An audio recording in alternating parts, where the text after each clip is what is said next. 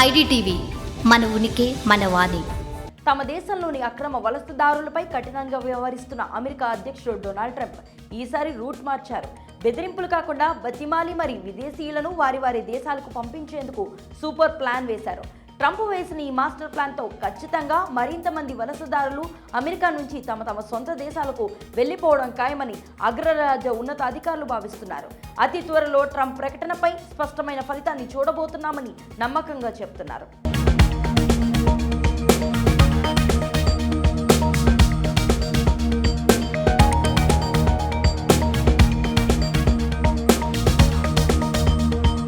America అధ్యక్షుడు Donald Trump route మార్చారు.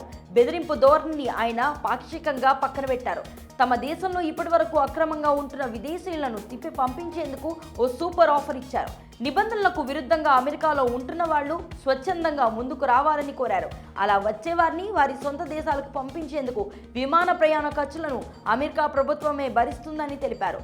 అంతేకాదు అలా వెళ్లేందుకు సహాయంగా కాస్త నగదు కూడా ఇచ్చి మరీ పంపిస్తామంటూ బంపర్ ఆఫర్ ప్రకటించారు. అలా వెళ్లిన వారిలో మంచివారు ఉంటే తిరిగి అమెరికా రావడానికి వారికి చట్ట ప్రకారం అవకాశాలు కల్పిస్తామని కూడా ప్రకటించారు. ఇప్పటికే ట్రంప్ అధికారంలోనికి వచ్చినప్పటి నుంచి చాలా దేశాలకు చెందిన వారిని అమెరికా నుంచి తిప్పి పంపించేశారు. కాళ్లకు చేతులకు సంఖ్యలు వేసి మరీ యుద్ధ విమానాల్లో ఖైదీలను పంపించినట్లుగా విదేశీయులను బహిష్కరించారు. మన దేశానికి కూడా వేల సంఖ్యలో ఇలాగే చాలా మందిని తిరిగి పంపించారు. ఈ పరిణామం రాజకీయంగా కూడా తీవ్ర సంచలనాన్ని సృష్టించింది. సంఖ్యలు వేసి మన వాళ్లను పంపిస్తుంటే మోడీ ప్రభుత్వం ఏం చేస్తుందన్న ప్రశ్నలు కూడా వినిపించాయి. చాలా మంది ప్రజలు కూడా అమెరికా ప్రవర్తించిన తీరుపై ఆవేదన వ్యక్తం చేశారు.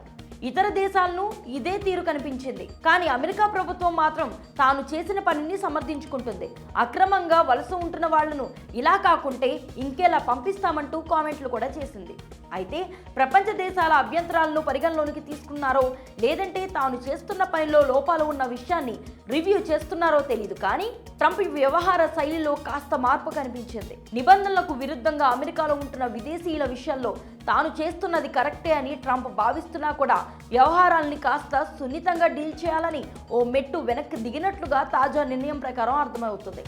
స్వచ్ఛందంగా ముందుకు వచ్చి సొంత దేశాలకు వెళ్లే వాళ్ళను గౌరవిస్తూ ఉచితంగా ప్రయాణ ఖర్చులు భరించడమే కాకుండా కాస్త నగదు కూడా ఇస్తామని ట్రంప్ చేసిన ప్రకటనపై కాస్త సానుకూలత వ్యక్తమవుతుంది.